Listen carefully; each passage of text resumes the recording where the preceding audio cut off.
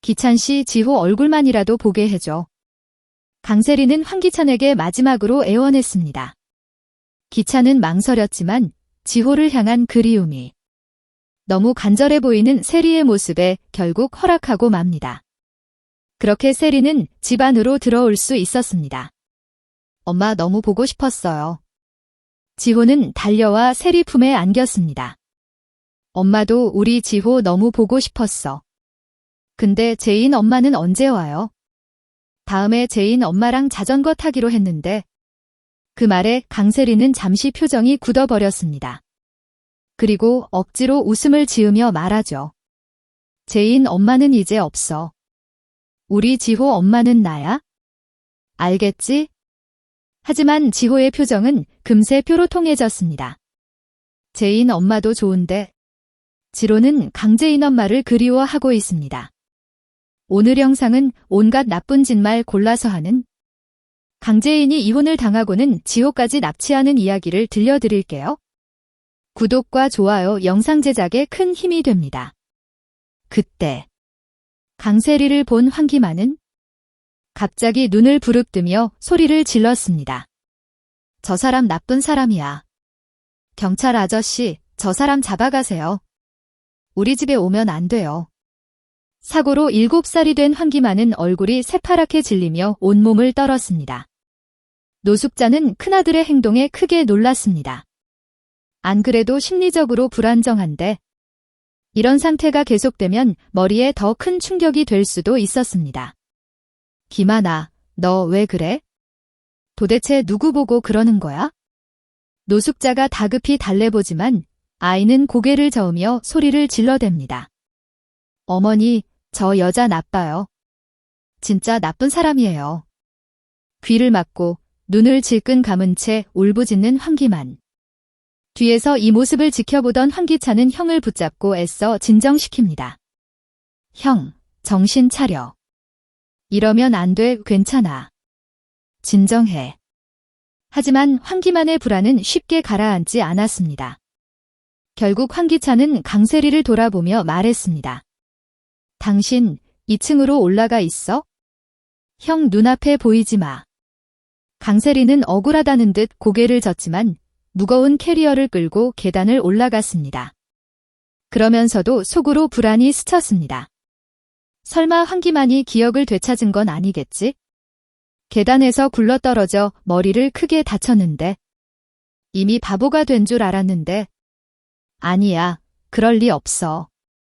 괜찮을 거야. 한참 뒤 황기찬은 병원에서 처방받은 안정제를 먹고 나서야 겨우 진정을 시킬 수 있었습니다.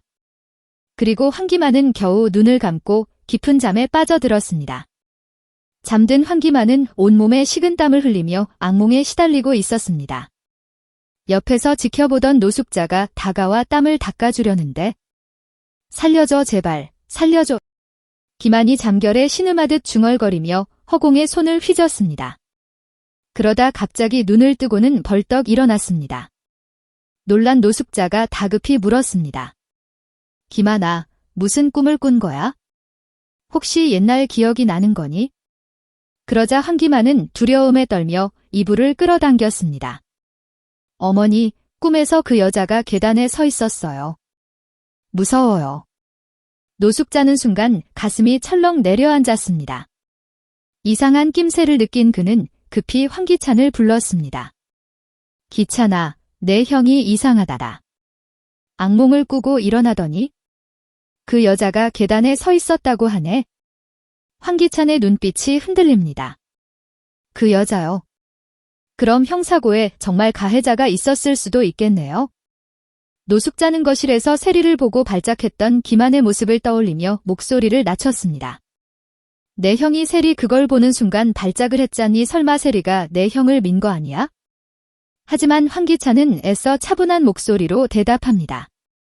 증거도 없는데 함부로 의심할 순 없잖아요. 제가 더 확인해 볼 테니 너무 걱정하지 마세요. 노숙자를 달래며 안심시키려 했지만 기찬의 마음 한구석에도 서늘한 의심이 피어오르고 있었습니다. 다음 날 회장실. 강재인이 황기찬 앞에 나타납니다. 그녀는 조용히 녹음기를 꺼내 재생 버튼을 눌렀습니다. 칼을 든 괴한에게 속삭이는 강세리의 목소리가 흘러나왔습니다. 당신이 칼을 들고 황기찬을 찌르려고 할 때 내가 달려가서 막을 거예요. 그러니까 나를 살짝 찌르는 척만 하면 돼. 실수하지 말고 일 제대로 해요.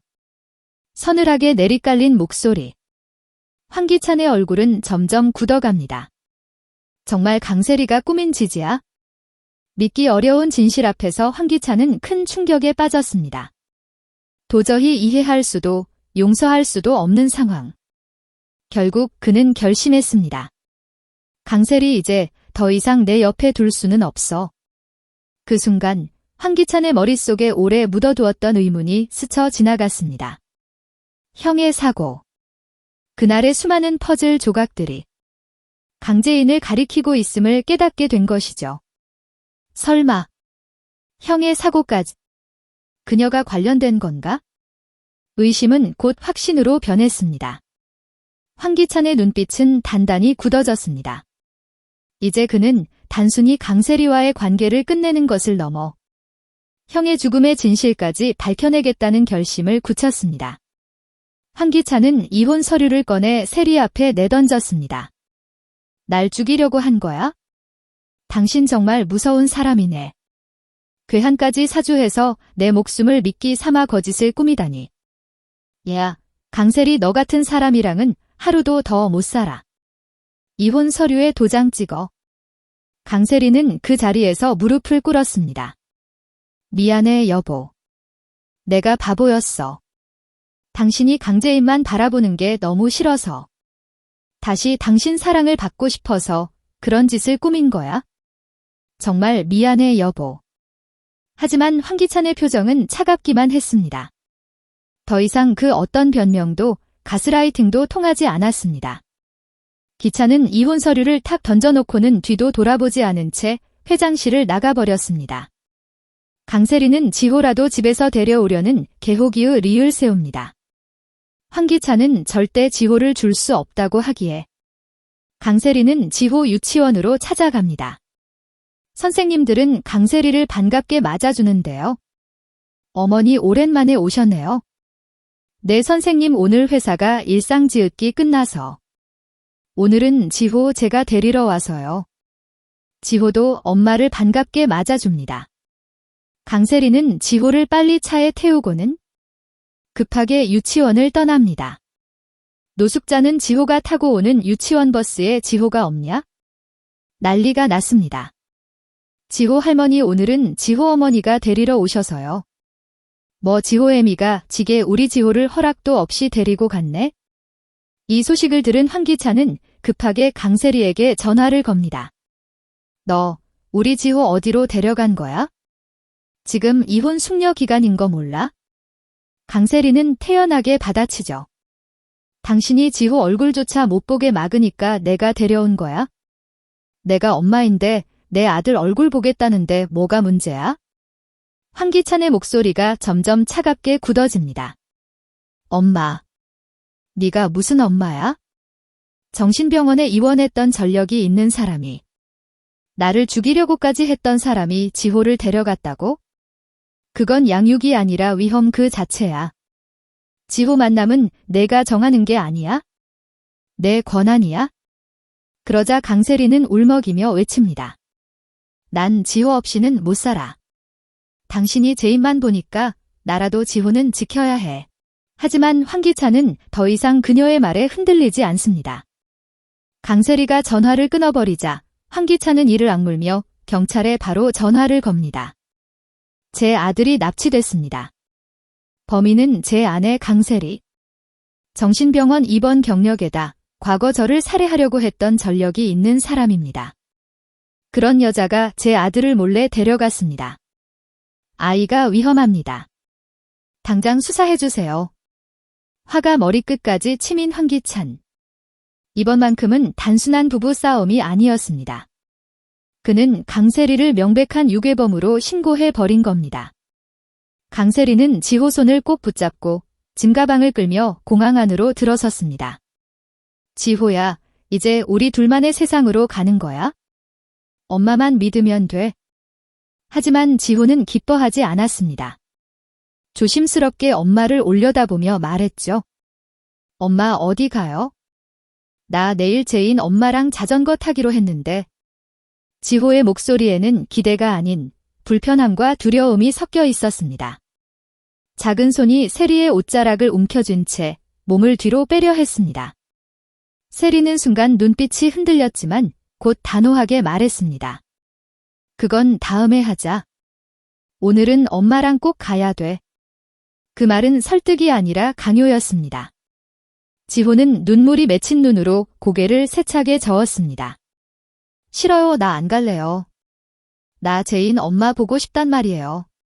세리의 얼굴은 굳어지고 아이의 팔을 억지로 끌어당겼습니다. 엄마 말 들어? 지금 안 가면 큰일 나. 그녀의 소나기 힘이 더 세지자 지호는 겁에 질린 얼굴로 몸을 움츠렸습니다. 그때 발권 카운터 직원이 차갑게 말했습니다. 죄송하지만 아이는 출국할 수 없습니다. 현재 법적 출국 금지 상태입니다. 순간 공항 경찰들이 다가왔습니다. 지호는 눈물이 그렁그렁한 얼굴로 소리쳤습니다. 아빠, 나 아빠한테 갈래. 제인 엄마랑도 같이 있고 싶어. 강세리는 무너져 내리는 듯 아이를 붙잡았지만 그 손은 더 이상 지호의 마음을 잡을 수 없었습니다. 공항 한쪽에서 고성과 웅성거림이 터져나올 때 누군가 숨이 턱에 차오른 채 달려 들어왔습니다. 바로 황기찬이었습니다. 지호야. 그가 외치는 순간 아이의 얼굴이 환해졌습니다. 아빠. 지호는 눈물로 얼룩진 얼굴을 흔들며 세리의 소나귀에서 몸을 빼냈습니다. 작은 두 발이 바닥을 구르며 달려가더니 마침내 아빠의 품에 파고들었습니다. 황기찬은 아이를 힘껏 끌어안았습니다. 마치 세상 끝에서 돌아온 보물을 다시 찾은 듯 눈물이 뺨을 타고 흘러내렸습니다. 괜찮아, 아빠가 왔어. 이제 아무 일도 없어. 하지만 그 장면을 바라보던 강세리는 무너져 내린 얼굴로 주저앉았습니다. 손끝에 남아있는 지호의 체온이 사라지는 순간 지호야, 엄마한테 와. 내가 엄마야. 세리는 떨리는 목소리로 손을 뻗었지만 그 손은 허공만을 가를 뿐이었습니다. 공항 경찰들이 다가와 그녀를 제지하자 강세리의 목소리는 절규로 바뀌었습니다. 안 돼. 지호는 내 아들이야. 나 없으면 안 돼. 그러나 지호는 아빠 품에 얼굴을 파묻은 채 작게 중얼거렸습니다. 아빠, 엄마 무서워요. 그 순간 두 명의 경찰이 세리의 양옆을 붙잡았습니다. 강세리 씨, 아동 유괴 및 살해 모해 혐의로 체포합니다. 강세리의 손목에 수갑이 채워졌습니다. 세리는 눈물을 흘리며 필사적으로 소리쳤지만 그 말은 공허한 공항의 공기 속에 흩어질 뿐이었습니다.